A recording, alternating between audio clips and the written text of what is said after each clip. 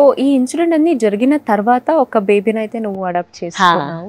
చాలా సంవత్సరం నీతోనే ఉంది కదా? 3 years ఉండింది. బిగ్ బాస్ వెళ్ళక ముందు తనకి ఇక్కడ ఇది ప్రాబ్లం ఉంది. అంటే థ్రోట్ ఇన్ఫెక్షన్ కాదు, అది నాకు తెలియలేదు తీసుకున్నప్పుడు. బికాస్ అప్పుడంతా నాకు డబ్బులు ఉండేది కాదు కదా, వెళ్ళి ఏదో టెస్ట్ చేయించి అది ఉన్న దాంట్లో ఏదో చూసుకునేదాన్ని. వేరే అనాథాశ్రమంలో పెట్టి అక్కడ ఒక రూమ్ పెట్టి ఇంకొక నాయిని పెట్టి అంటే నీ ఇంట్లో తీసుకొచ్చి చూసుకోలేదు.